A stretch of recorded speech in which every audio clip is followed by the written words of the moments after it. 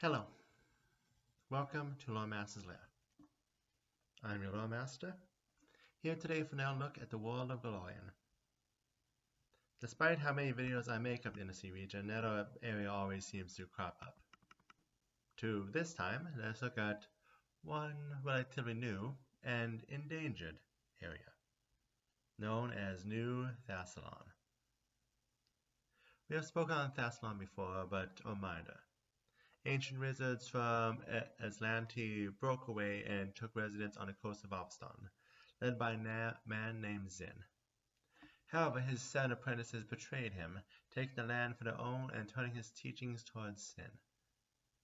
This hegemon continued for millennia until Earthfall happened, killing several and having others hide in demiplanes known as Runelords, as the nation as originally built was reduced to ruin.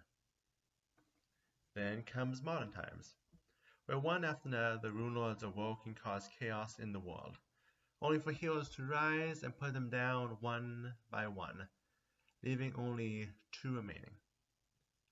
One who was trapped in a time loop and was freed along with her entire capital city, civilians and all.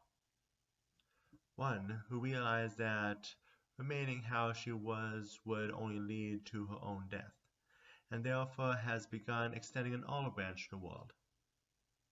So these 2 Runelords rose to their individual domains and are the founders of New Thassilon. So, 2 kingdoms of New Thassilon. The first is Thassilon, the former city lost in time, ruled by Belimoris, the Runelord of Envy. The city comes with many of the former inhabitants who were lost in time with it, many ancient humans, and also an entire heritage of halflings, the Orthobon, can be found here.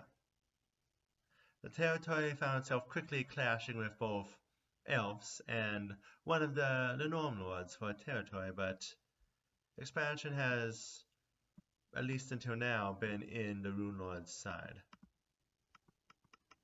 And on the other side, we have Orthinia. It's not the former territory of Source and the Runelord of Lust, but actually of the Runelord of Greed. It's just that the area was more sparsely populated and therefore easier to take over and declare a separate country without causing trouble to the modern inhabitants of the region. Not only the center of the Church of Nauticula, but more widely a place held open for those who do not have their own place elsewhere, a place living at peace with the modern world. Now, that said, we are currently in limbo with the nation, the events of Revenge of the Runelord adventure path just recently ending, which has a decent chance at the end of the campaign for all remaining Runelords to be dead. So, without a clear path forward for the nation, we can only wait to see the developments ahead. Which brings to the end of today's video. With the adventure path wrapping up and the future of the nation in turmoil, it would be a good idea for a close look, I thought, since I apparently had not done a video on New Thassilon yet. But anyway, next week we look at another nation, though this one is one on looser terms. See you then.